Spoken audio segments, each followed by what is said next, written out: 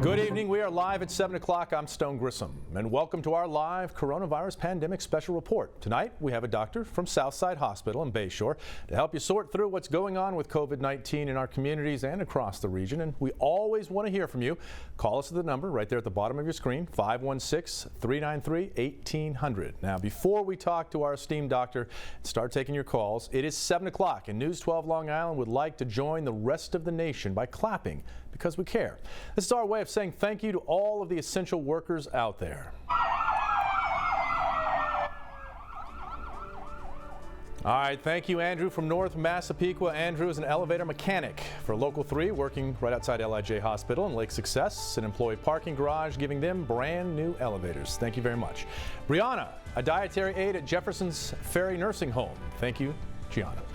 And Jeannie, a phlebotomist at Huntington Hospital. Her co-worker Karen, who nominated her, says she's more than a co-worker. She's my fellow soldier in battle.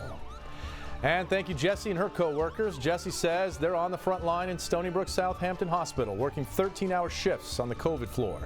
And thank you to Joseph, a volunteer ambulance driver and firefighter for the Cinema Riches Fire Department. And thank you, Michael. Michael is a technician for Volkswagen in Riverhead. The person who nominated him says the auto industry has gotten lost in the mix of essential workers, but they need to be recognized. They keep our cars running. Thank you, John and Stephanie of Massapequa, both funeral directors. Stephanie's sister says they've been working tirelessly the past few weeks to help families who have lost loved ones.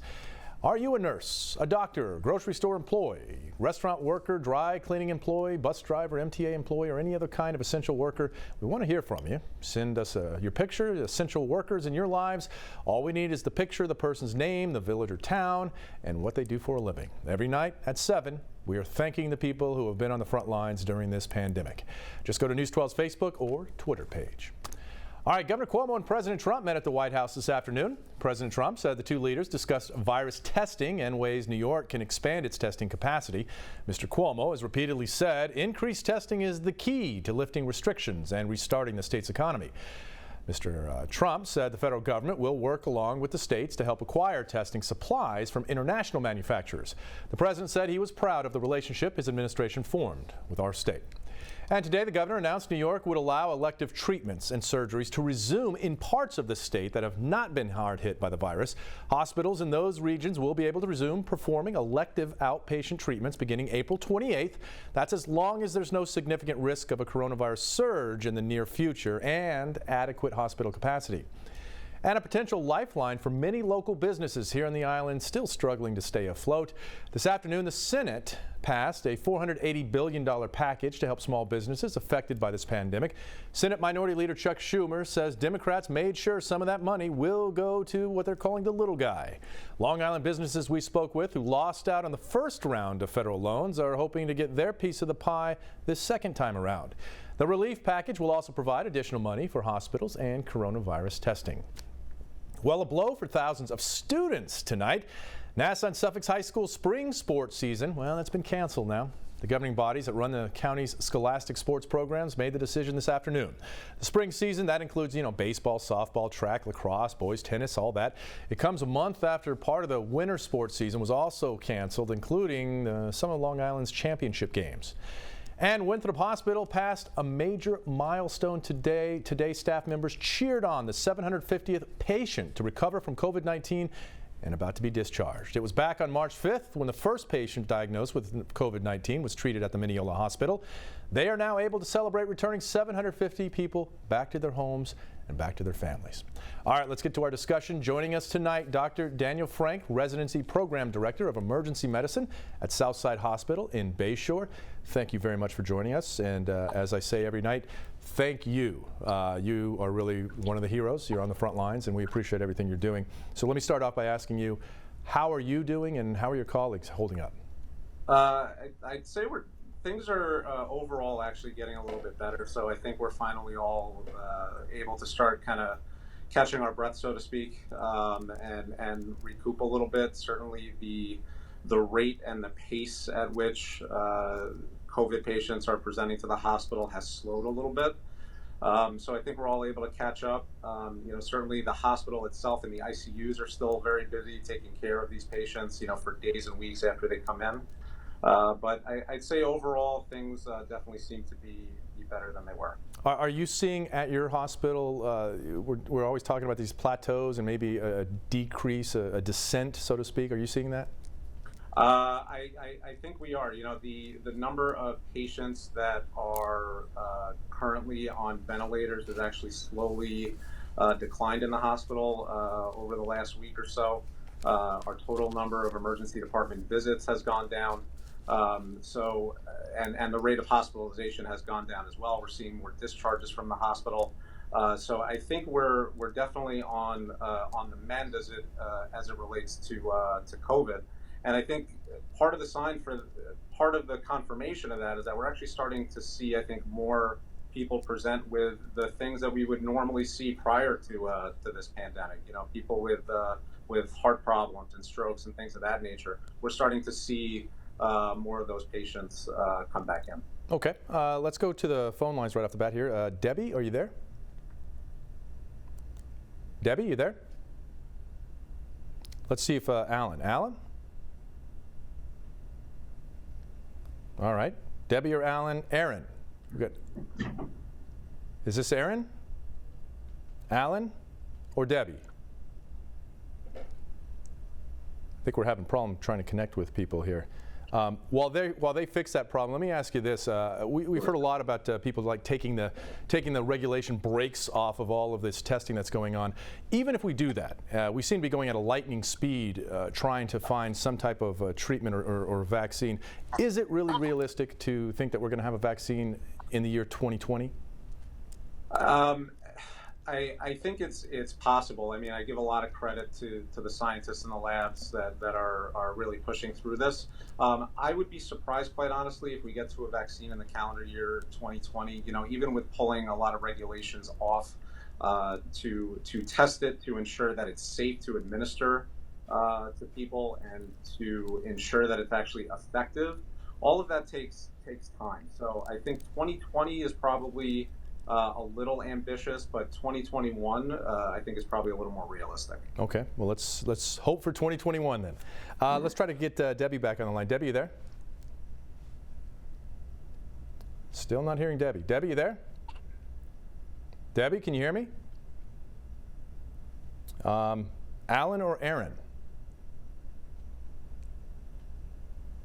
Still seem to be having a problem getting these callers locked in. Debbie, I'll try you one more time. You getting there?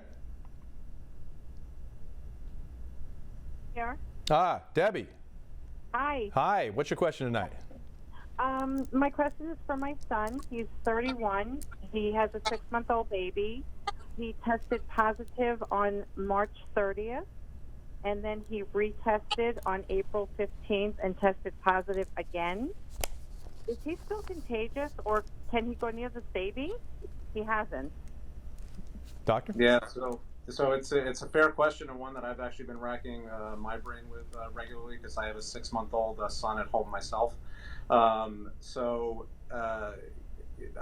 I would say is, one, the good things are that children do not seem to be adversely affected very much by this. And what I would say is, if the baby's father is really confidently no longer with symptoms, no fever, no coughing, no shortness of breath, I think it's probably safe to say that he could interact safely with his child. The testing for the virus is looking for actual little bits of viral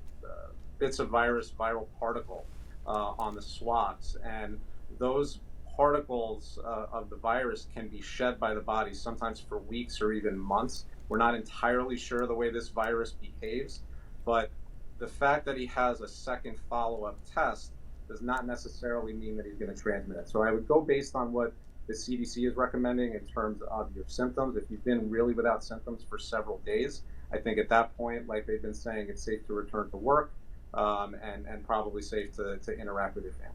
Okay. Alan, you there? Yes, I am. What's your question tonight? My question is, I know every day we get our mail, And if anybody has licked that envelope, does the virus live on that envelope when it gets to me and I open it up? I don't know how many days it lasts on paper, but is anybody in danger of the mail?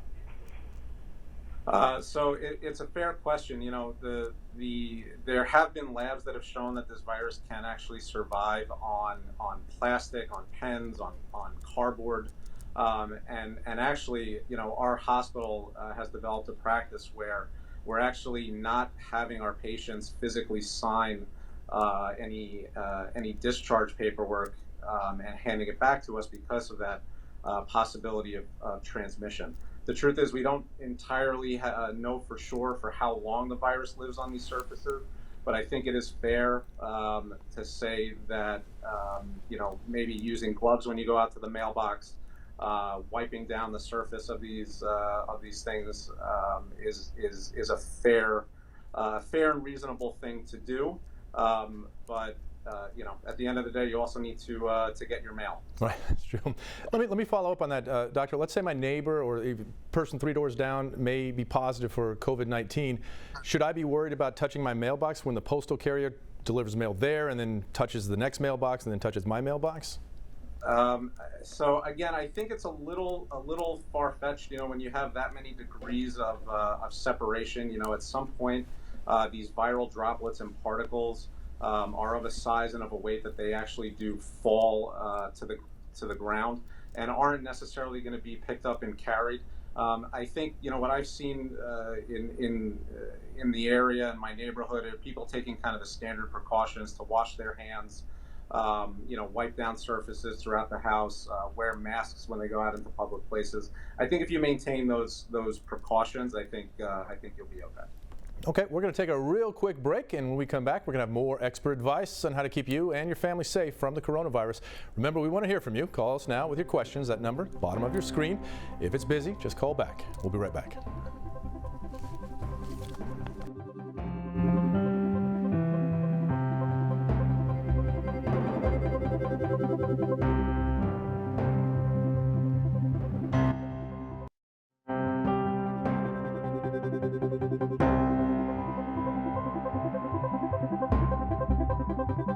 Welcome back to our live coronavirus pandemic special report. Let's bring back in Dr. Daniel Frank, Residency Program Director of Emergency Medicine at Southside Hospital in Bayshore.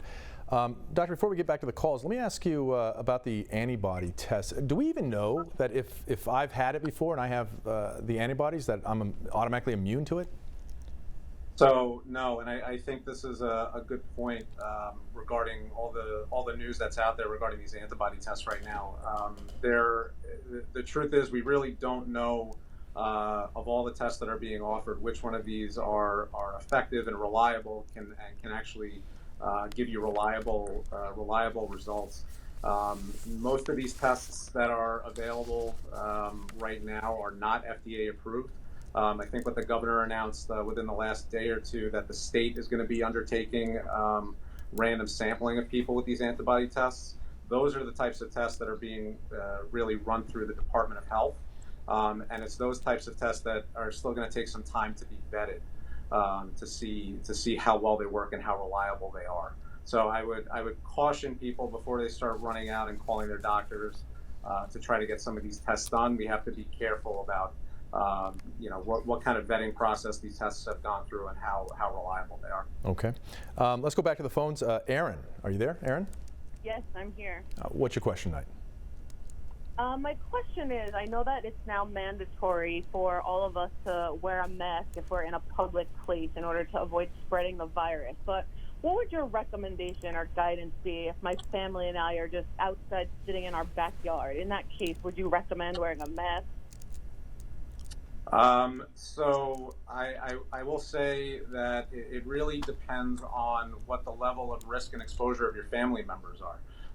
You know, if you've all been living together and otherwise quarantining yourselves and aren't experiencing any symptoms, then I'd say generally it's probably okay. However, if you do have somebody in the house whose health is otherwise compromised and may be more susceptible, I do think that you probably need to take some reasonable precautions to try to stay 6 feet away from that person as best you can. Obviously, in your own house, when you have to share spaces, it becomes a little bit more challenging. But I think it really all depends on on the health risk of the people that you're living with.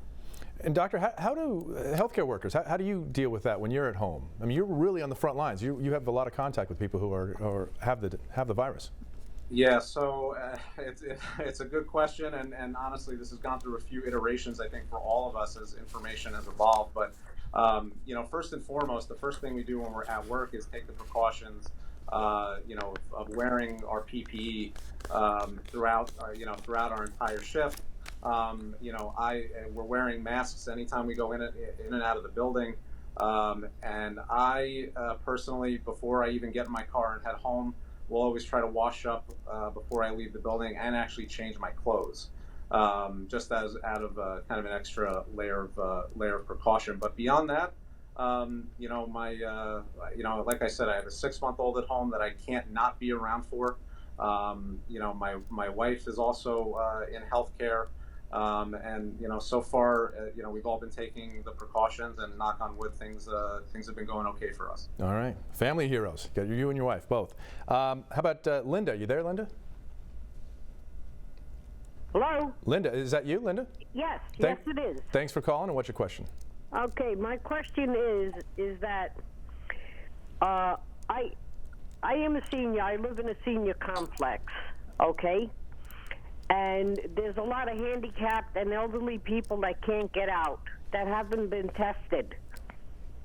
Now, my question is why hasn't anybody come around to test us? Even, like I said, because most of us cannot get around. Well, that may be more of a policy question, but what is the policy of the hospital? I don't know if we have a specific policy as it relates to her question. I can tell you that generally, though, because we're still in the phase of tests, not enough tests necessarily being available, we're still trying to be judicious in who we actually test. So, sampling a patient who has no symptoms, no fever, no cough, that's probably not somebody that we're going to utilize a test, which right now is still a very valuable resource. But somebody who is experiencing symptoms, who has the potential to transmit it to others, senior citizens in senior complexes and nursing homes and things like that, those are people that we are testing because it goes towards the safety of their discharge planning when they leave the hospital. And doctor, really quickly, does the amount of exposure affect the severity of the symptoms? I mean, are you at higher risk than, say, if I just casually come across somebody who's positive? That's a very good question, and honestly, I don't think anybody knows the answer to that. I think we've been seeing the full spectrum on both sides. People, in healthcare like me, who are in it every day, who have experienced minimal to no symptoms. And people who otherwise have been isolating and have very casual contact with the rest of the world, and who are coming in quite ill. So it's a fair question, but I think it's going to take some time for science to be able to answer that one. All right, well, we're running out of time, so I want to thank you once again for everything that you do every day, and for taking the time after, I'm sure, has to be an incredibly long day to come and do this public service and answer our questions. Thank you, Dr. Frank, for everything, and thank you to the viewers. We'll be back tomorrow night at 7, so join us.